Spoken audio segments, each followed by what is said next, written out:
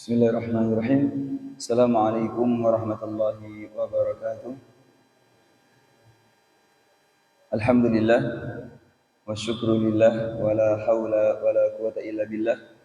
Wassalatu wassalamu ala Rasulillah wa ala alihi wa sahbihi wa man wala wa man tabi'ahum bi ihsanin ila yaumil qiyamah.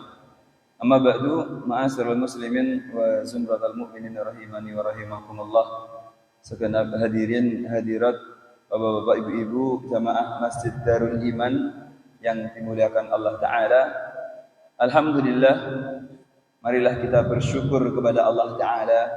Kita memuji Allah Ta'ala atas segala nikmat dan karunia yang Allah Ta'ala masih berikan kepada kita semua.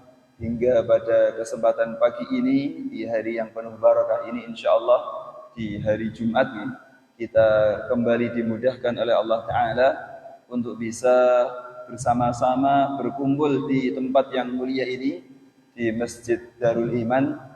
InsyaAllah niat kita sama semuanya, kita hanya untuk berharap ridho dan karunia dari Allah Ta'ala.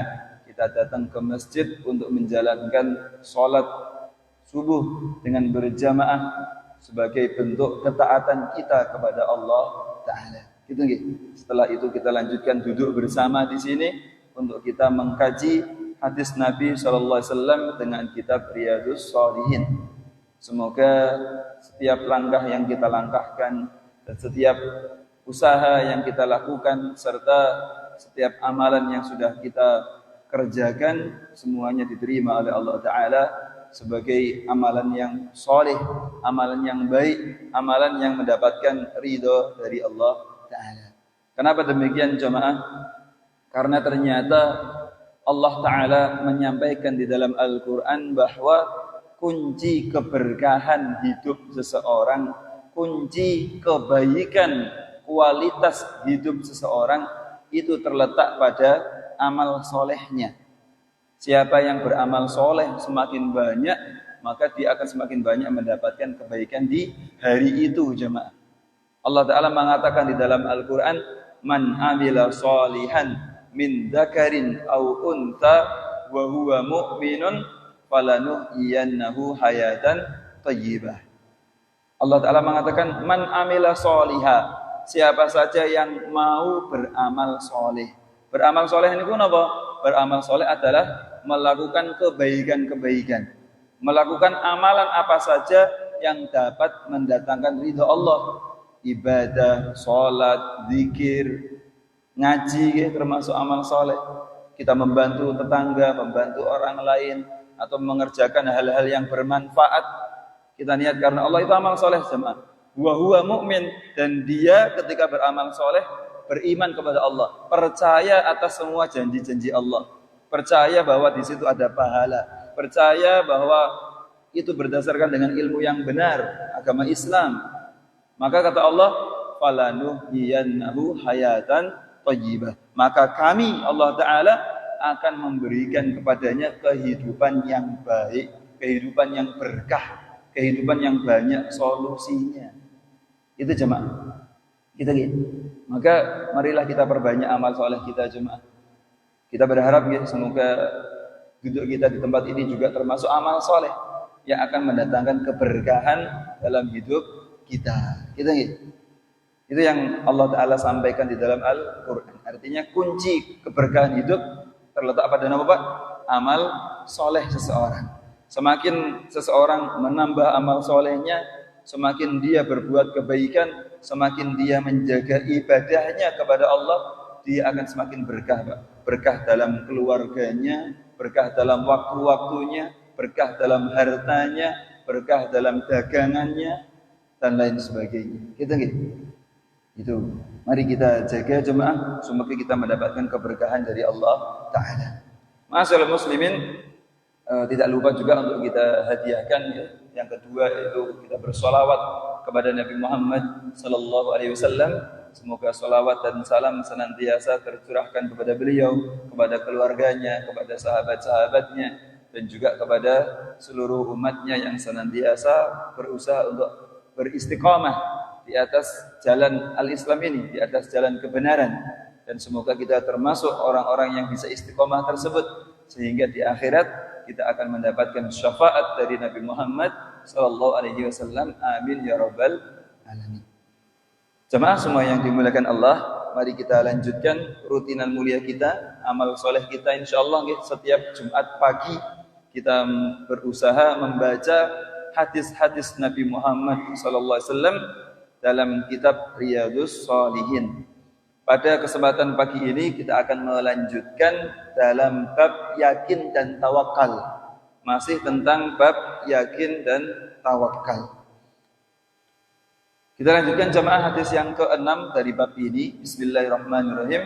An Umar radhiyallahu anhu. Hadisnya riwayat dari sahabat Umar bin Khattab, seorang sahabat yang mulia, khalifah yang kedua yang meninggal dalam keadaan syahid. Itu sahabat Umar bin Khattab radhiyallahu anhu.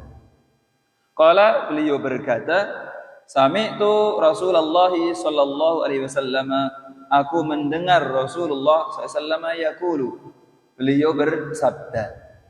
Rasulullah SAW pernah bersabda, "Lau annakum tatawakkaluna 'alallahi haqqa tawakkuli." Kata Nabi, "Lau annakum," kalau saja kalian kaum muslimin, tatawakkaluna, kalian mau bertawakal, kalian berserah diri, 'alallahi, kepada Allah, haqqa tawakkulihi, dengan sebenar-benarnya tawakal, dengan kepasrahan yang tinggi kepada Allah, dengan keyakinan yang tinggi kepada Allah, la razaqakum kama yarzuqut thaira. La razaqakum, sungguh pasti Allah akan memberi kalian rezeki. Allah Ta'ala akan memberikan rezeki kepada kalian. Kama yarzuqut thaira, sebagaimana Dia Allah memberikan rezeki kepada burung. Kepada apa Pak? Burung. Yang kata Nabi, burung itu taghdu himason, dia pergi di waktu pagi dalam keadaan perutnya kosong, gitu. Himason itu dhamiratul butun minal ju', perutnya kosong karena lapar. Pagi-pagi burung pergi dari sangkarnya dalam keadaan lapar, wa taruhu bitonan. Kemudian burung itu di waktu sore pulang ke sangkarnya lagi dalam keadaan mumtali'atal butun, perutnya sudah penuh, sudah kenyang. Itu jemaah semoga Allah. Hadis ini riwayat Imam Tirmidzi. Hadisnya hasan. Masyaallah muslimin, hadis ini itu pernah kita bahas juga yang sangat berkaitan dengan hadis sebelumnya, yaitu di hadis yang keempat dari bab ini, kata Rasulullah SAW, yadkhulul jannah aqwamun afidatuhum misl afidatit thair. Akan ada orang-orang yang masuk ke dalam surga yang hati mereka itu seperti hatinya burung. Tasih kelingan ya Pak, insyaallah ya. Ibu-ibu ya. Tasih kelingan dengan penjelasan yang lalu ya, bahwa orang yang masuk surga niku Pak, kata Rasulullah SAW, itu adalah orang yang hatinya sama seperti burung. Sama-sama tipis, sama-sama mengharapkan ridho Allah Ta'ala saja. Tawakal kepada Allah, tidak bergantung kepada makhluk. Burung itu kan seperti itu Pak, gitu. Burung yang tidak di kandang ya, gitu. Burung yang masih liar. Itu kalau pagi dia lapar, dia keluar tanpa bawa bekal Pak. Hanya bawa bekal tawakal saja burung itu. Tidak bawa uang saku, tidak bawa ATM. Apa ada Pak burung bawa ATM? Enggak ada gitu. Enggak ada burung yang bawa alat tertentu, bawa jaring untuk nyari musuh, cari mangsa, tidak ada. Ya bismillah dia keluar, berangkat karena Allah gitu ya. Keluar cari rezeki, dan yang terjadi dia balik dapat rezeki. Itulah burung. Maka Rasulullah SAW mengatakan, wahai umat Islam, kalau kalian mau bertawakal kepada Allah, mau berserah diri kepada Allah, bisa seperti tawakalnya burung. Artinya tidak bergantung dengan dunia. Maka Allah Ta'ala pasti akan memberi rezeki kepada kalian.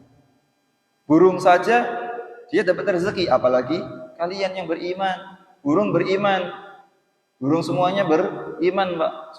Semua hewan itu bertasbih kepada Allah, gitu. Maka ini yang disampaikan oleh Rasulullah Sallallahu Alaihi Wasallam. Artinya apa jamaah subhanallah? Siapa saja yang bisa bersandarkan diri kepada Allah, dia berserah diri kepada Allah, menyandarkan semua urusannya kepada Allah, tidak bergantung kepada makhluk, maka disitulah Allah Ta'ala akan memberikan rezeki, memberikan rahmatnya kepada orang yang mau bertawakal. Gitu nggih, Pak? Jadi ketika kita berangkat, Pak, pagi-pagi berangkat bekerja gitu nggih, tentu kita bawa modal gitu nggih, bawa modal dengan usaha yang kita lakukan, berdagang dan lain sebagainya.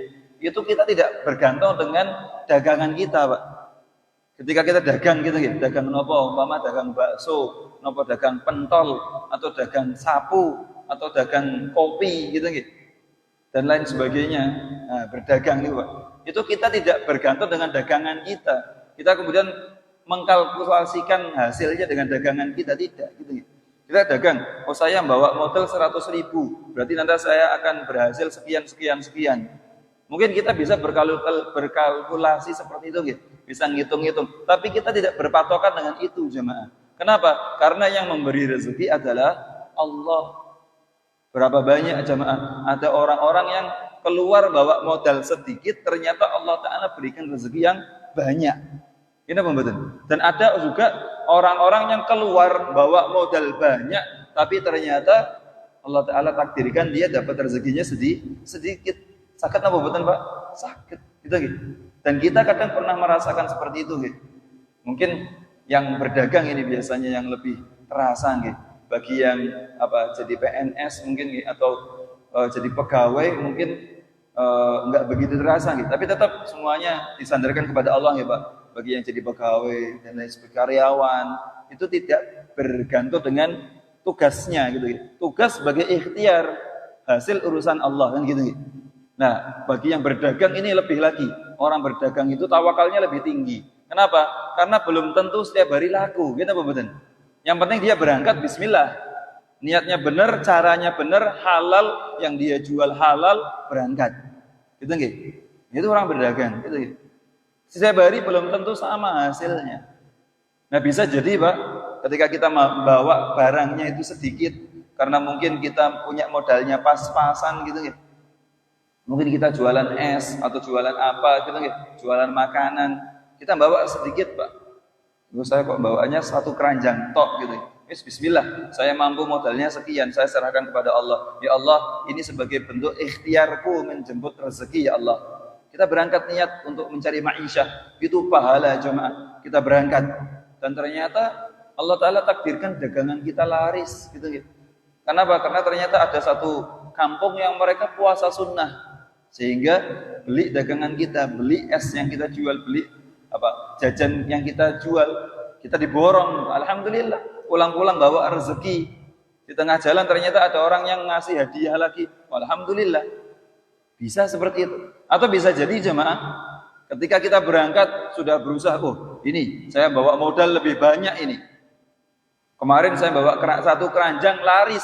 Berarti ini kalau saya bawa 3 keranjang, berarti harusnya aku dapat hasil sekian. Kita pikirkan seperti itu jemaah. Dan ternyata hati kita terikat dengan jumlah modal kita. Kita mikirnya kalau kita bawa 3 karung atau 3 keranjang, berarti pasti aku akan dapat sekian. Kita lupa sandarkan kepada Allah. Ternyata Allah Ta'ala takdirkan yang lain. Kita berangkat bawa modal banyak, baru perjalanan sebentar turun hujan. Turun hujan lebat sampai sore. Dagangannya laku apa mboten, Pak? Bisa jadi enggak laku. Padahal bawa modalnya lebih banyak, hasilnya lebih sedikit dari yang pertama. Sakit apa mboten, Pak? Sakit. Itulah rezeki jemaah. Rezeki itu benar-benar Allah Ta'ala yang ngatur gitu. Maka jemaah, ketika kita ingin mendapatkan rezeki, maka cara kita bagaimana, Pak?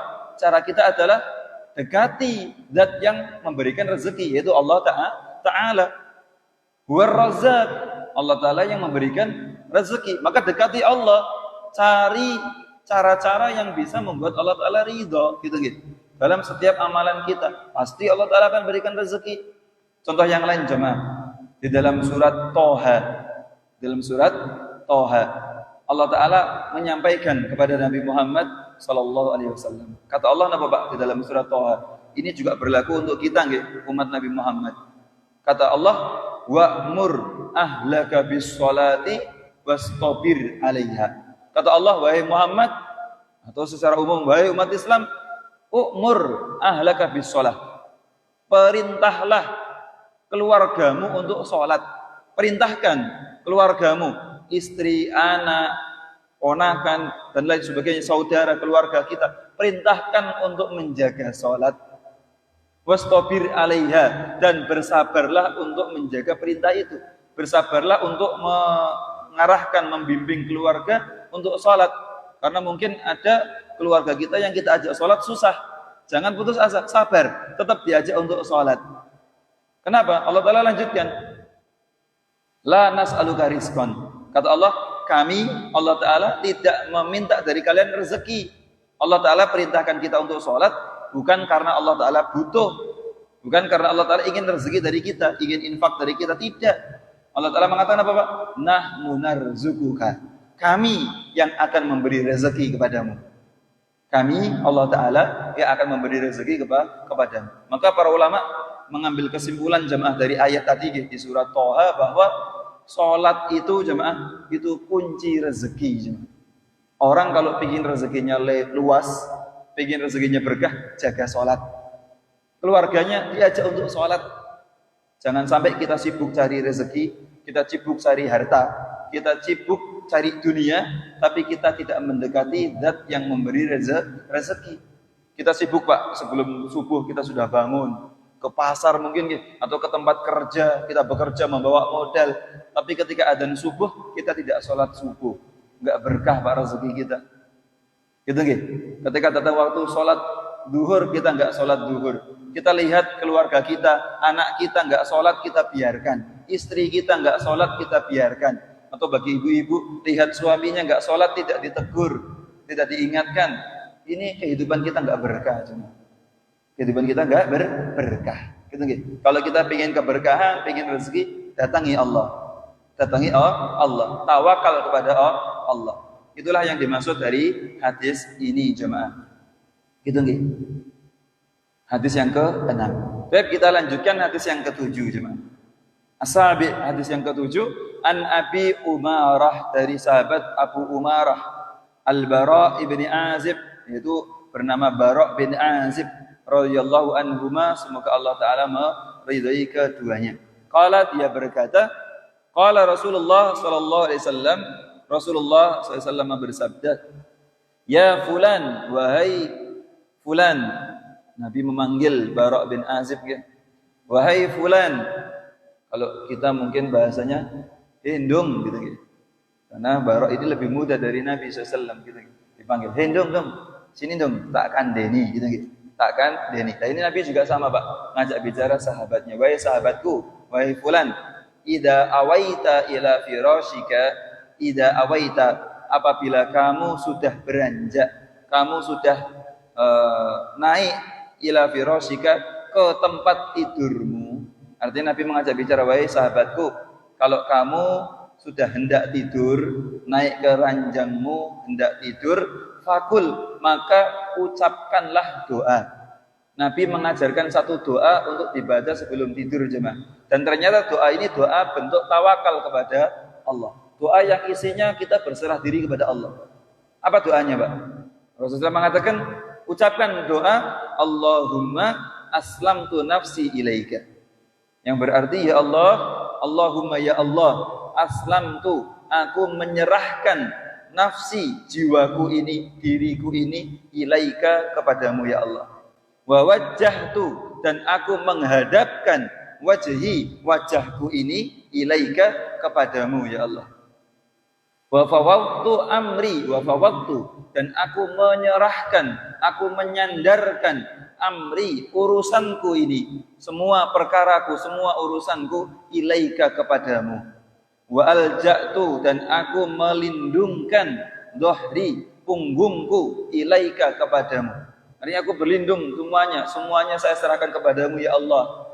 Urusanku ini, saya mau istirahat, saya mau tidur, semua urusanku, semua jiwaku, semua ragaku, semuanya saya serahkan kepadamu ya Allah.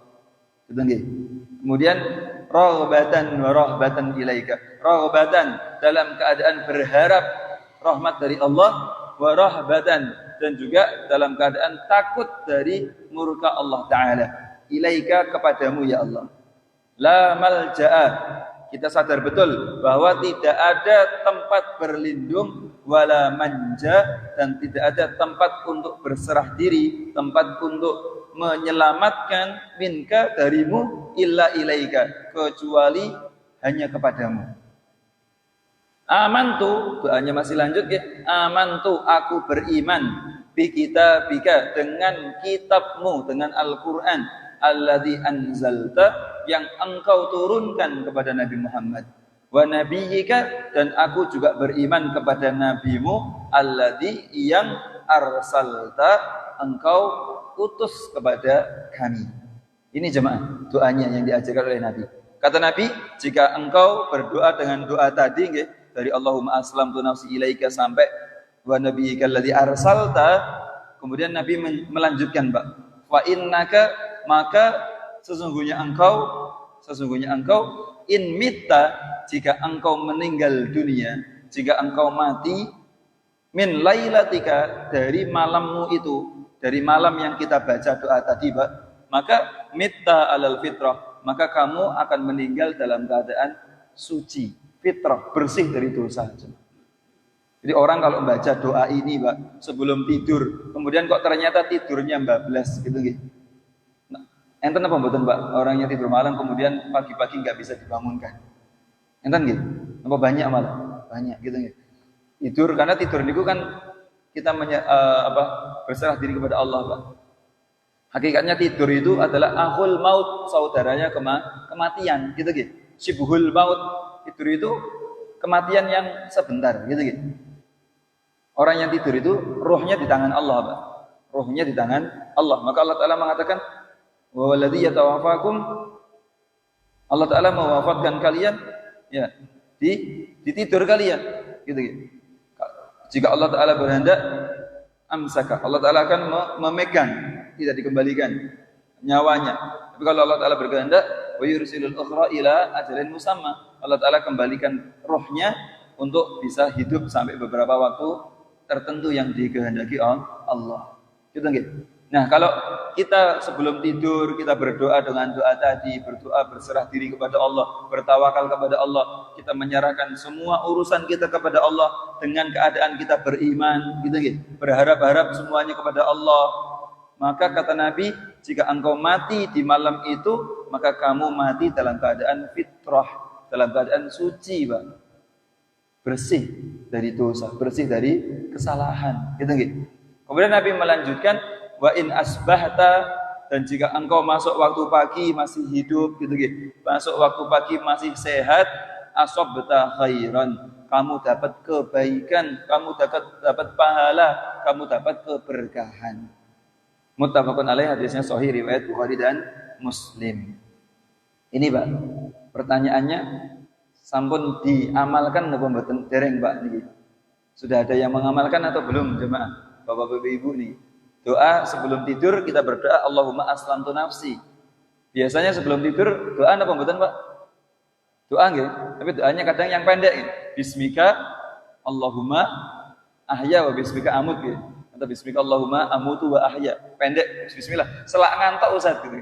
Kadang kan kata siku gitu. Nah, ini ternyata ada, Pak, dari Nabi contoh-contoh doa yang lain yang kita baca sebelum tidur. Dan ternyata ini salah satu doa yang bisa kita praktekkan, yang dijamin oleh Nabi. Kalau kita membacanya sebelum tidur kok kemudian kita meninggal di malam itu, gitu.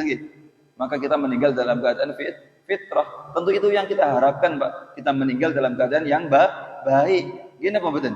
Husnul khotimah. Iya. Mungkin kita coba praktekkan ya, Pak, supaya kita bisa hafal.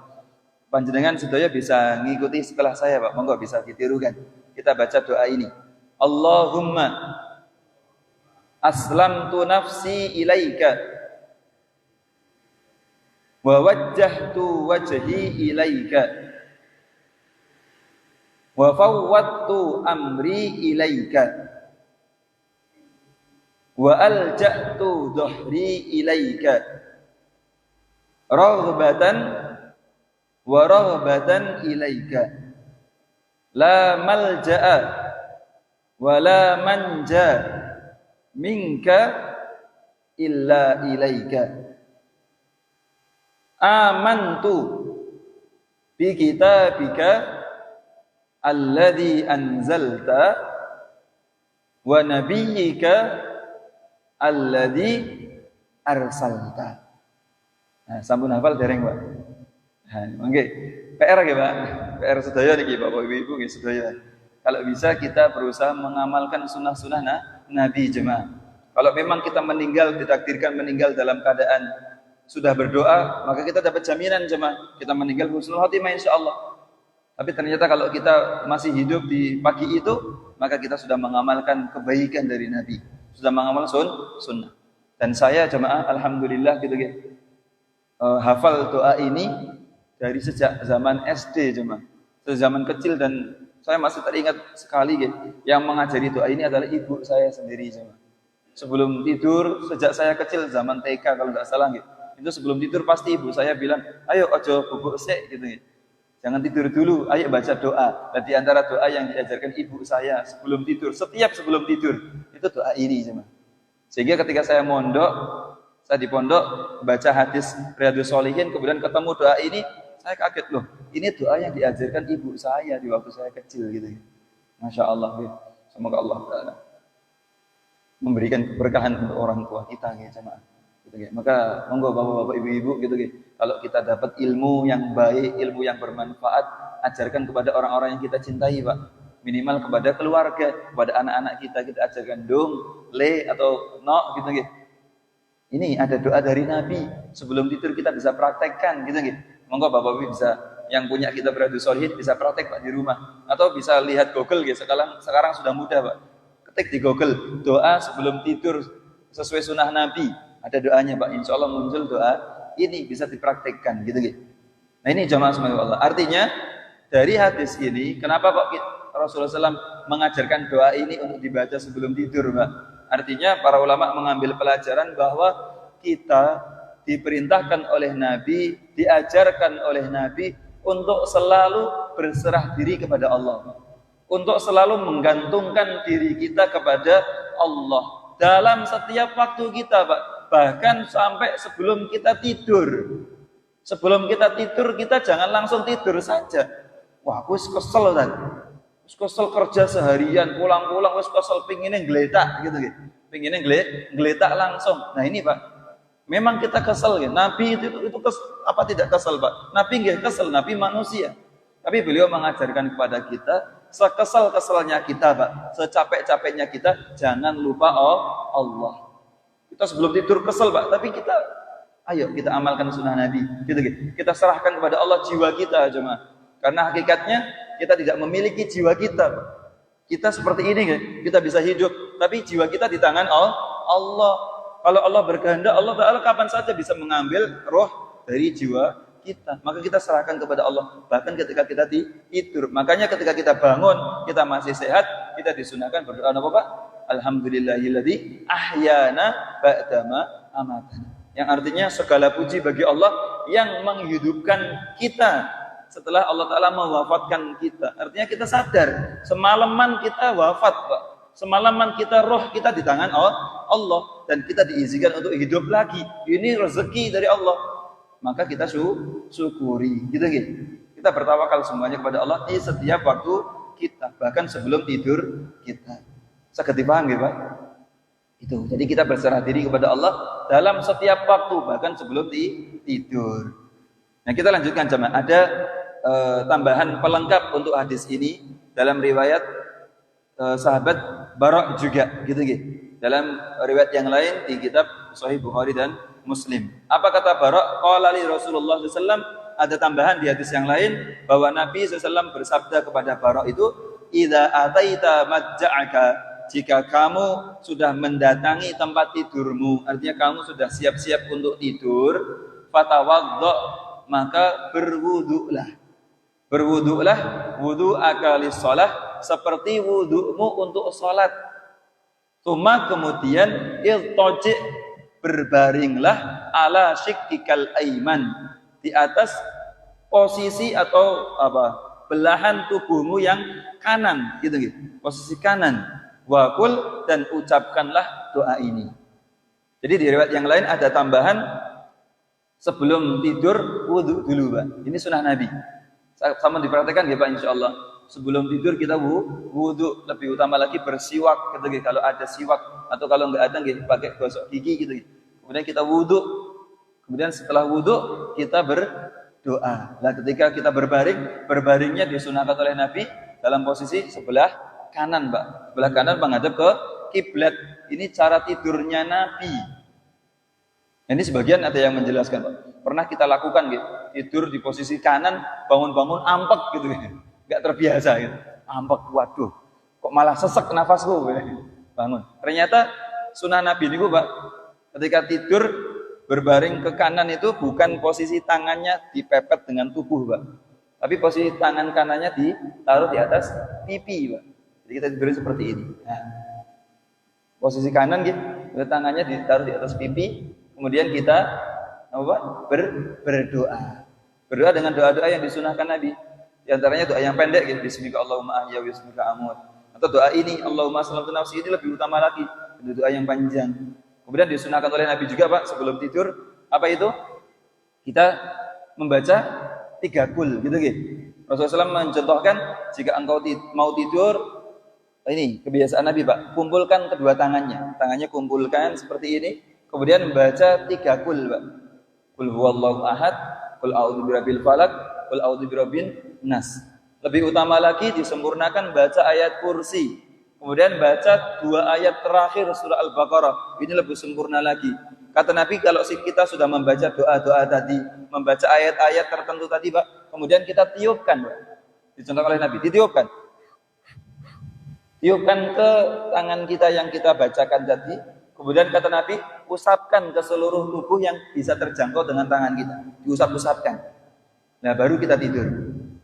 Baru kita tidur. Dan ternyata jemaah itu adalah ruqyah. Kita disunahkan untuk meruqyah mandiri, ruqyah diri kita, jemaah, supaya kita terhindar dari gangguan selama kita tidur.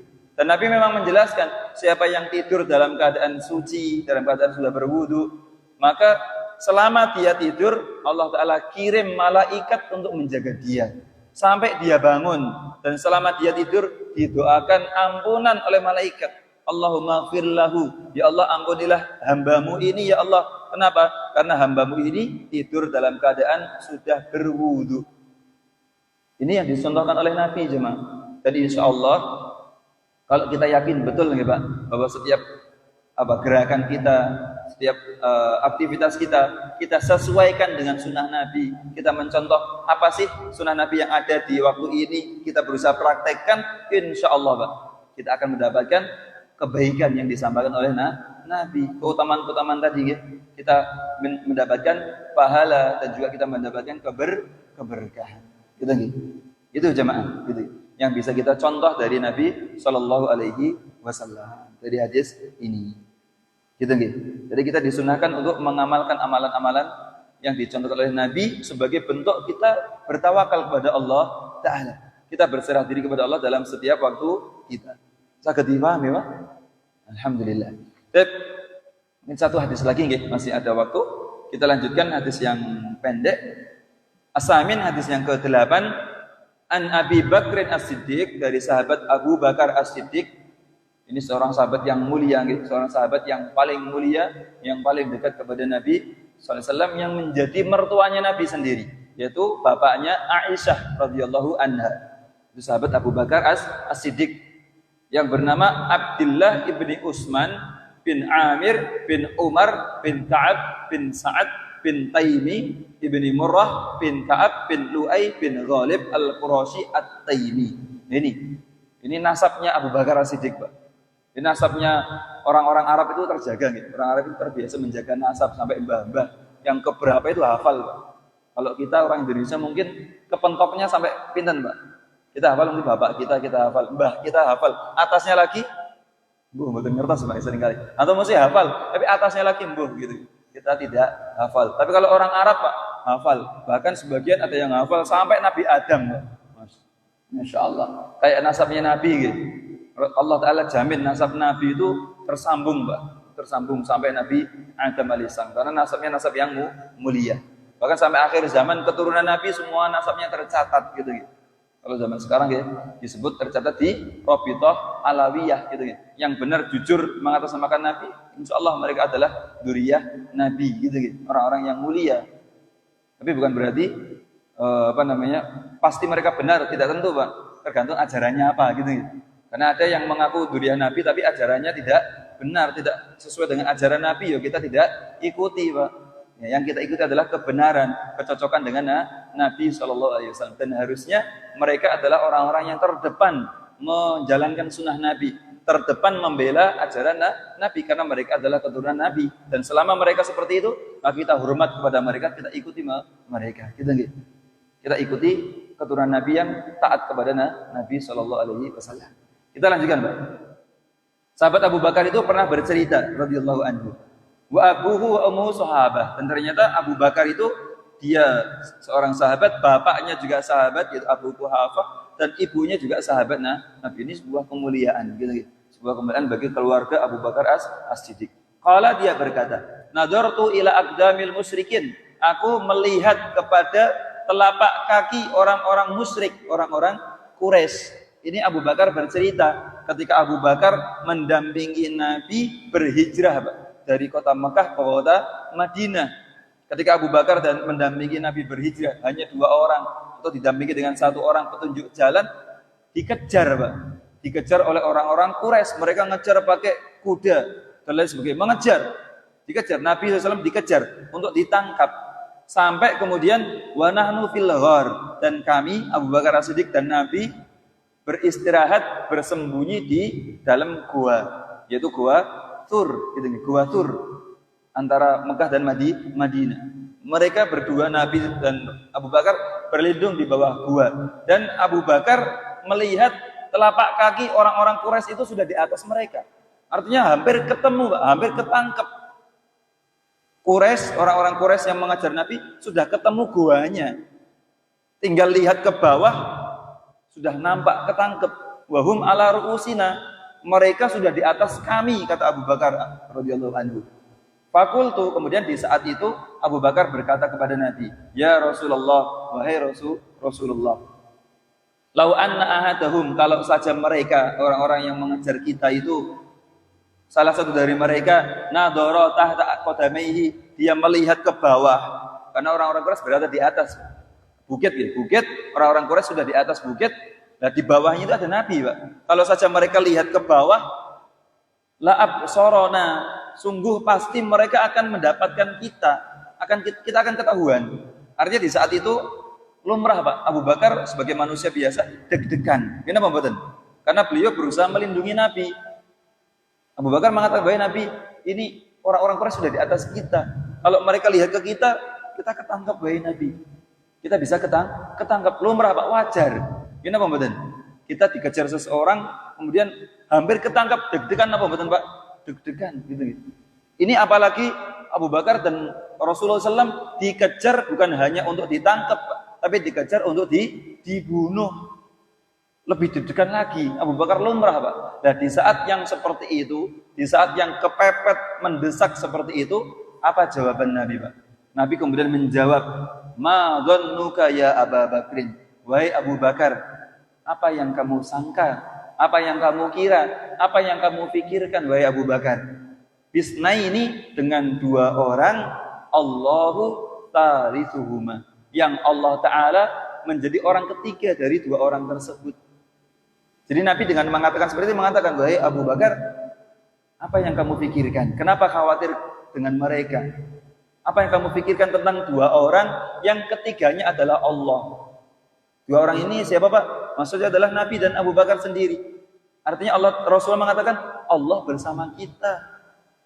Di dalam Al-Quran, surat At-Taubah kalau nggak salah, itu Allah Ta'ala jelaskan tentang tadi, Pak, tentang bagaimana ketika Nabi dan Abu Bakar berada di dalam gua dan hampir ketangkap, dan di saat itu Rasulullah SAW menguatkan Abu Bakar dengan mengatakan apa? La tahzan innallaha ma'ana. Wahai Abu Bakar, jangan khawatir. Kenapa? Sesungguhnya Allah bersama kita. Allah bersama kita. Memang kita berdua tok di gua ini, tapi sesungguhnya Allah menjadi orang yang ketiga. Allah membersamai kita. Kenapa? Karena kita berada di dalam syariat Allah. Kita beriman kepada Allah. Kita berhijrah juga karena perintah Allah. Nah, selama kita berbuat kebaikan, berada di atas syariat Islam, beriman kepada Allah, Allah akan menjaga kita. La tahzan, jangan sedih, jangan khawatir. Ini Masya Allah, Pak. Hadisnya sahih riwayat Bukhari dan Muslim mutabakun alaih. Mungkin insya Allah cerita tentang lengkapnya perjalanan hijrah Nabi dari Mekah ke kota Madinah, panjenengan sampun angsal ya Pak, sejarah hijrahnya Nabi SAW gitu. Ini biasanya diulang-ulang di bulan Muharram atau di bulan Rabiul Awal gitu. Yaitu untuk mengenang hijrahnya Nabi SAW, perjuangan yang luar biasa. Ini kalau kita baca sirah Nabi ini kita akan terenyuh Pak. Betapa kita sangat kerdil dibanding dengan keimanan Abu Bakar, keimanan Nabi SAW. Kita masih sangat jauh Pak dari keyakinan mereka, dari kualitas iman mereka Pak. Dalam keadaan kepepet seperti ini, Nabi tetap mengatakan la tahzan, jangan khawatir, jangan risau, jangan galau. Kita punya Allah. Hari ini kita diajarkan oleh Nabi untuk apa Pak? Untuk selalu bersandar kepada Allah. Kita selalu bertawakal kepada Allah. Bahkan dalam keadaan kepepet sekalipun Pak. Selama kita berada di atas syariat Islam, selama kita makannya makan yang halal, kita bekerja dengan kerjaan yang halal, kita beriman kepada Allah, kita menjaga ibadah-ibadah kepada Allah, pasti Allah Ta'ala akan menjaga kita. Itu keyakinan yang diajarkan oleh Rasulullah SAW kepada kita, Pak. Kenapa? Karena ternyata Allah Ta'ala juga menjelaskan dalam Al-Quran, Innallaha la yudhi'u amalal muhsinin. Allah Ta'ala tidak akan pernah menyia-nyiakan amalan yang dilakukan oleh orang-orang yang baik. Orang-orang yang beriman, Allah Ta'ala tidak akan telantar. Selama kita beriman, kita di bawah tanggungan Allah. Maka kita pasrahkan kepada Allah. Kita minta pertolongan hanya kepada Allah. Deg-degan, iya manusiawi Pak. Kadang kita deg-degan gitu. Umpama kita mau dagang, keluar dari rumah, bawa modal, kita mau dagang, bayangan kita, dagangan kita laris. Ternyata kok hujan. Sedih apa mboten Pak? Sedih wajar Pak. Waduh hujan oh. Kadang kita sedih. Ini apa mboten? Wah hujan ya. Payu apa mboten ini, padahal kita bawanya es, umpama gitu. Kalau kita ditunda nanti mencair. Atau kita bawa dagangan yang mudah basi mungkin. Tapi kita punya Allah Pak. Allah yang mengatur semuanya. Hujan juga yang menakdirkan sinten Pak? Allah. Yang mengatur kapan turun hujan? Allah. Yang mengatur seseorang dapat rezeki atau tidak? Allah. Nah, kita serahkan kepada Allah Pak. Bisa jadi ketika kita berangkat kok hujan, mungkin dagangan kita nggak laku. Tapi ternyata kita pulang, kita dapat rezeki dari jalur yang lain. Sakit nama betul? Sakit. Kita pulang, ternyata istri kita yang sebelumnya kita tinggal dalam keadaan sakit, kita pulang sudah sembuh. Itu rezeki jemaah. Rezeki kesehatan. Rezeki anaknya saleh. Karena rezeki tidak berubah harta. Tidak mesti berubah harta. Rezeki bisa berubah harta, bisa berubah kesehatan, bisa berubah keluarga yang taat kepada Allah. Itu rezeki jemaah. Hidayah itu rezeki yang paling mahal. Gitu. Tidak mengapa mungkin dagangan kita hari ini tidak laku, tapi kita dapat hidayah. Gitu. Kita bisa tetap istiqomah, kita tetap bisa memuji Allah. Alhamdulillahi ala kulli hal.